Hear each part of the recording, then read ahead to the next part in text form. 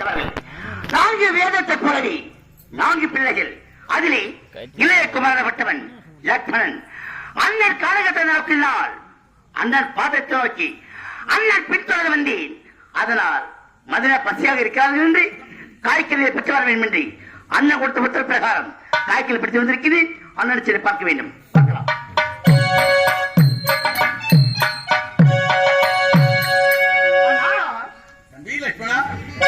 பாத பன்னிந்தனே ஜனனே பாத காவலனே பாத பன்னிந்தனே ஜனனே பாத காவலனே பாத பன்னிந்தனே ஜனனே பாத காவலனே பதரவாகே அர்ப்பணிதேனா பதரவாகே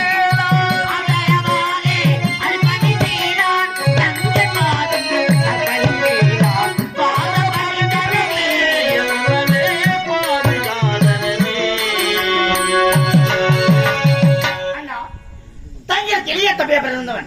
லக்ஷ்மணன் வடகிரி. வாழ்க தம்பி வாழ்க.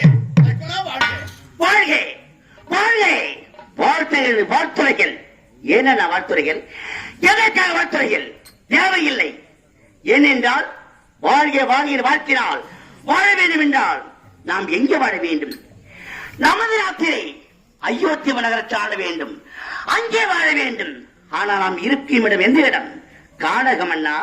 இந்த கானகத்திலும் கல்லிலும் முள்ளிலும் மேட்டிலும் காட்டிலும் தாயடக்கே என் மதுரை நடக்க அதை பார்க்க உடம்பெல்லாம் குடிக்கிறதுன்னா என் உதவிகள் பதறுகிறது. ஏனென்றால் அயோத்தி நகரத்திலே தாங்கள் மட்டும் பிள்ளை பெறுதீர்கள் இல்லை அண்ணா.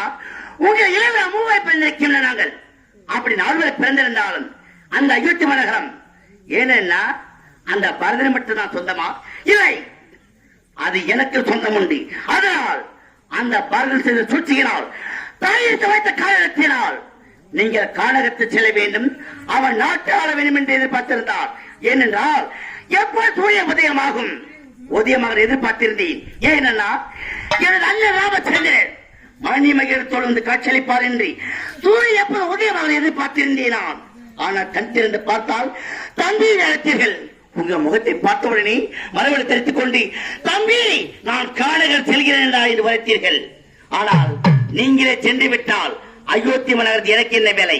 இல்லை, நானும் வருகிறேன். அண்ணாலும் பின்தொடர்ந்து வந்தேன். இப்போ உத்தரவு கொடுங்க. ஒரு கல் எமையை செய்தால் போதும். இப்போ செல்கின்றேன். அயோத்தி நகரத்து சென்று அந்த மக்கள் வெற்றி வீழ்த்தி அந்த பரதனை அவன் சிறுத்தை விட்டு வீழ்த்தி விட்டு அவன் சிறுத்தை மணிமறுத்தது உங்கள் சிறுத்தை வைக்கின்றேன். அண்ணா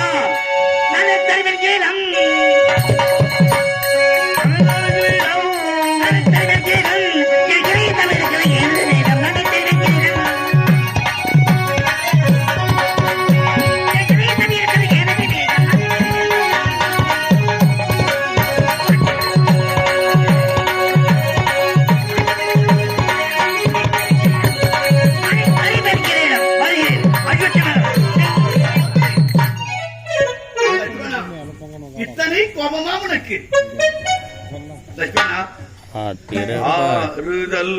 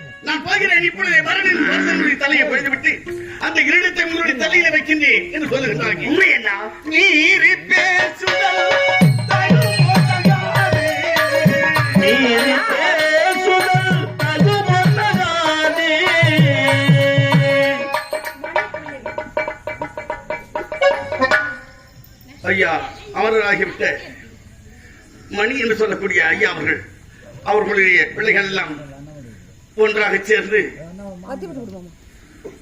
ராமனுக்கு கம்பெனிக்கா